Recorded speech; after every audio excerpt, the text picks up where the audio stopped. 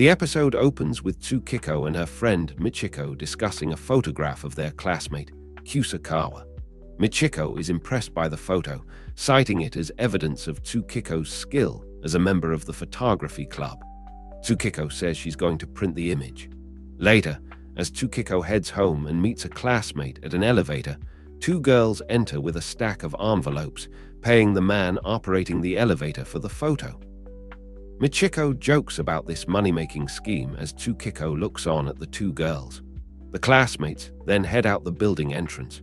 Tsukiko is confronted by the identical twins, saying they heard her calling on them earlier and that they sell photos, even though it's against school regulations. Tsukiko says they provide a public service. Later, Tsukiko heads home for the night. We see that there are many black and white photographs of a man plastered on her walls.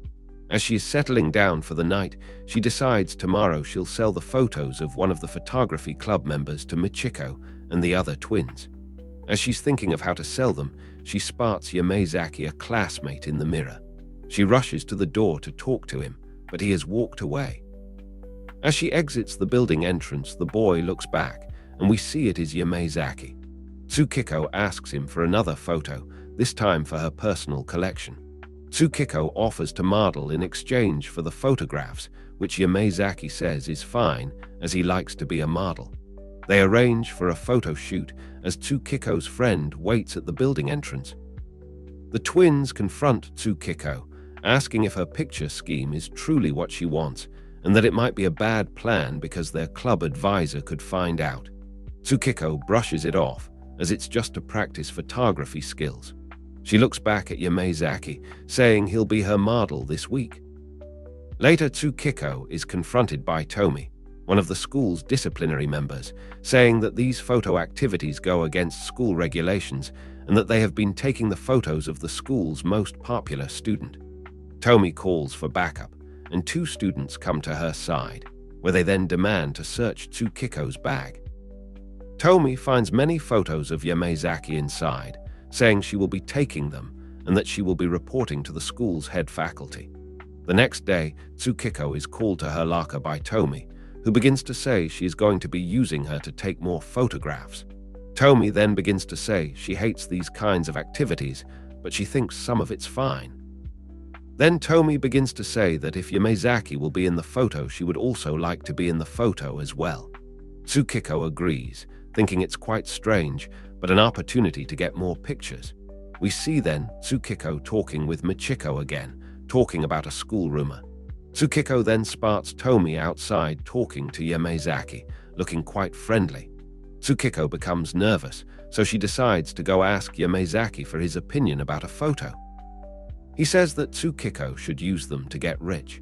Tsukiko suddenly appears in between Yamazaki and Tomi, looking for a picture of Tomi, with her face then warping into a monstrous scream. It cuts to the dark room where Tsukiko is in the process of processing her film. As she is looking over the prints, she seems to see Tomi's face where it shouldn't be. Tomi then begins to attack Tsukiko in the dark room before cutting to the end. She is then seen walking down a hallway, while other students begin to ask her what happened to their missing photos. After handing over the pictures, the film club members are then looking over the pictures of Yamazaki. Tsukiko grabs one of the photos and then begins to see it change into a photo of a grotesque screaming Tomi. Tsukiko is then seen tied up by her arms and legs. Yamazaki's hand picks up a knife and begins to approach Tsukiko's face with it. He then mentions that Tomi thought it was a very bad idea to sell photos of the students. Yamazaki then mentions that he's going to kill Tsukiko because Tomi wanted to see her dead. Tsukiko is then stabbed repeatedly, with the scenes changing. We then see a montage of Tomi with blood all over her face and hands, eventually walking to a doorway where she is met by a girl who has been waiting for her. Thanks for tuning in. Stay curious, stay awesome, and don't forget to hit that subscribe button for more amazing content.